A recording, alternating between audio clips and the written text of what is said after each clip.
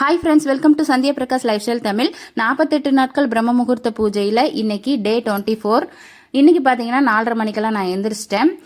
இன்றைக்கி வந்துட்டு ரொம்ப சிம்பிளாக தான் நான் பூஜை பண்ண போகிறேன். அதாவது எனக்கு ஆல்ரெடி ஒரு கமெண்ட் வந்துருந்துச்சு, பூ வைக்கலாமில்ல, ஒரு 20 ரூபாய்க்கு பூ வாங்கி வச்சுருக்கலாமே அப்படின்ற ஒரு கமெண்ட் வந்துருந்துச்சு. அது தப்புன்னு நான் சொல்ல வரல.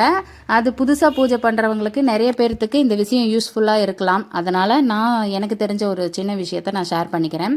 அதாவது பார்த்திங்கன்னா, தினசரி பிரம்ம முகூர்த்த நேரத்தில் நம்ம பூஜை பண்ண போகிறோம். அதுக்கு முன்னாடி ஒரு விஷயம் சொல்லிக்கிறேன். இன்றைக்கி அமாவாசைன்றதுனால கோலம் போடலாமா போடக்கூடாதா அப்படின்ற ஒரு விஷயம் இருக்குது. கோலம் போடக்கூடாது.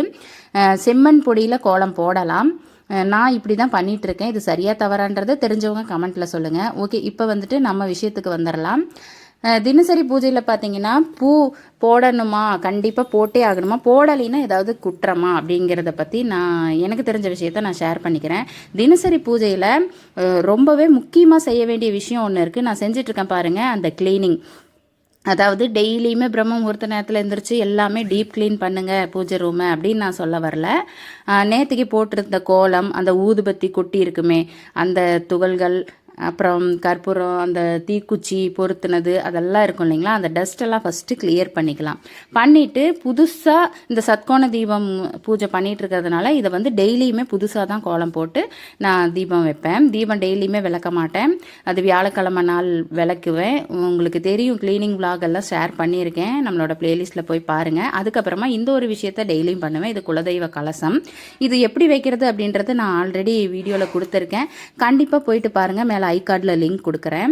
அதுக்கப்புறம் முக்கியமான விஷயம், இந்த நெய்வேத்தியம் எல்லாம் வைக்கிறோம் பார்த்தீங்களா, இதெல்லாம் கிளியர் பண்ணிக்கணும். புதுசாக இந்த நம்மளால் என்ன முடியுதோ அதை வைக்கலாங்க. டைமண்ட் கல்கண்டு, அதாவது நான் இன்றைக்கி ரொம்ப சிம்பிளாக தான் பண்ண போகிறேன்னு ஃபஸ்ட்டே சொல்லியிருந்தேன். அதுக்கப்புறமா இந்த பஞ்ச பாத்திரத்தில் தண்ணி நிரப்பணும். வெறும் தண்ணி மட்டும் வைக்கக்கூடாது, மஞ்சள் பொடியாவது போட்டு வைக்கணுங்க.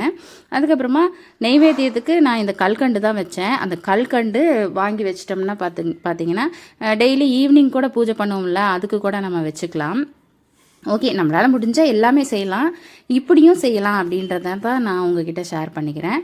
பூ கிடைச்சா வைக்கலாங்க, கிடைக்கலைன்னா பரவாயில்ல, அதனால் ஒன்றும் தப்பு கிடையாது. ஏன்னா எல்லா நேரத்துலையும் பூ கிடைக்கும், எல்லாமே கிடைக்கும் அப்படின்னு நம்ம சொல்லிட முடியாது. அதுக்கப்புறம் முக்கியமாக இந்த சாம்பிராணி போடுறது, இந்த தொட்டியை பற்ற வச்சு அதில் சாம்பிராணி போடுவேன், பொடி சாம்பிராணி.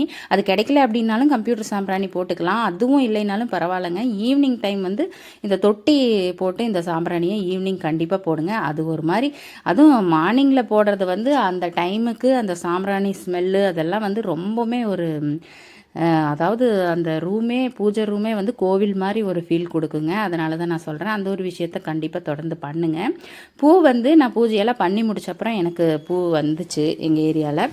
நான் பூவுமே வாங்கி வச்சுருக்கேன். ஈவினிங் பூ போட்டு பூஜை பண்ணிக்கலாம். காஞ்ச பூ வச்சு பூஜை பண்ணக்கூடாதுங்க. அதாவது ஆல்ரெடி நம்மக்கிட்ட இன்றைக்கி பூ வாங்கலை அப்படின்னு சொல்லி ஃபோட்டோவில் ஆல்ரெடி இருக்கிற பூ வச்சுட்டு பூஜை பண்ணக்கூடாது. இந்த மாதிரி நீட்டாக சுத்தம் பண்ணிட்டு தான் பூஜை பண்ணுங்க. அதை விட முக்கியம் மன திருப்தியோட பூஜை பண்ணணும்.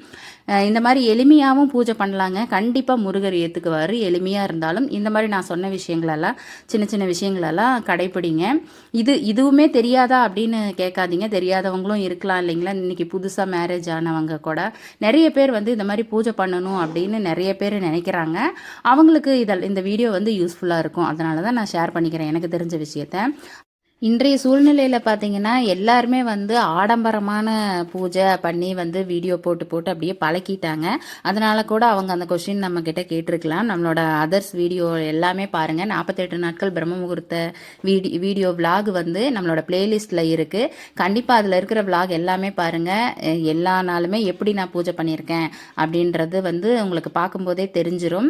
அதெல்லாம் பார்த்துட்டு இந்த கொஸ்டின் கேட்டிருந்தாங்கன்னா எனக்கு பிரச்சனை இல்லை. அந்த ஒரே ஒரு வீடியோ மட்டும் பார்த்துட்டு அப்படியே பண்ணினாலும் தப்பு இல்லை அப்படிங்கிறது தான் நான் இந்த வீடியோவில் நான் ஷேர் பண்ணிக்கிறேன். நான் சொன்ன விஷயம் சரியாக தவறான்றதை மறக்காமல் கமெண்ட்டில் சொல்லுங்கள். அதாவது பூ கிடைக்கிறப்ப போட்டுக்கலாங்க, கிடைக்கலைனாலும் பிரச்சனை இல்லை. நான் பூஜை பண்ணி முடிச்சோடனே சொன்ன மாதிரியே பூ வந்துருச்சு, வாங்கி வச்சுருக்கேன். ஈவினிங் போட்டு பூஜை பண்ணிப்பேன், அவ்வளோதான்.